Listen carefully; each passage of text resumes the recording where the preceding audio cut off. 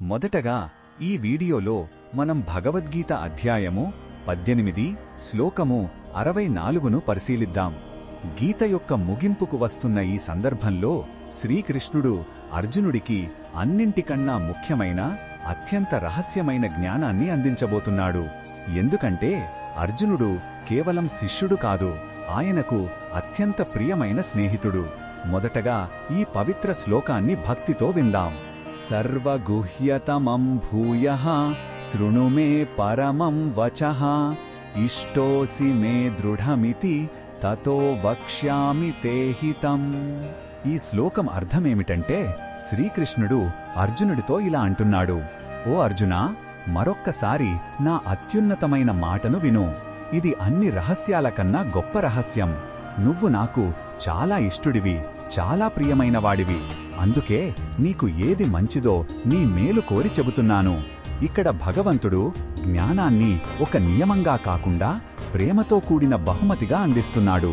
ఈ శ్లోకంలో ఉన్న భావం మనకు ఏమి చెబుతుందంటే, భగవంతుడికి భక్తునికి మధ్య ఉన్నది కేవలం గురుశిష్య సంబంధం కాదు, అది స్వచ్ఛమైన ప్రేమతో నిండిన బంధం.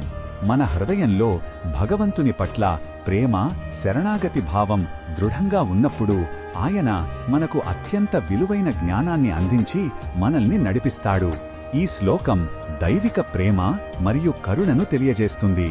ఈ బోధనను మన దైనందిన జీవితంలో ఎలా ఉపయోగించుకోవచ్చు అంటే, మనం భగవంతుణ్ణి ఒక కఠినమైన అధికారిగా కాకుండా మన శ్రేయస్సును కోరే ప్రియమైన మిత్రుడిగా భావించాలి.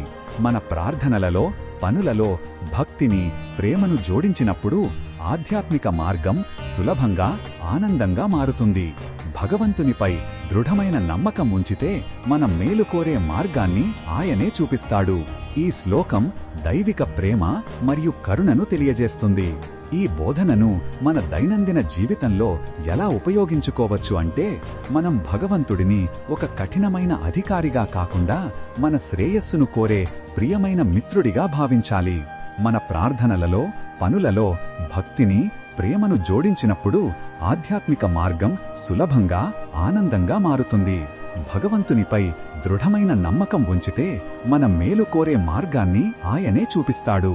మరిన్ని భగవద్గీత శ్లోకాల అర్థాన్ని తెలుసుకోవాలంటే మా తదుపరి వీడియోలను తప్పకుండా చూడండి.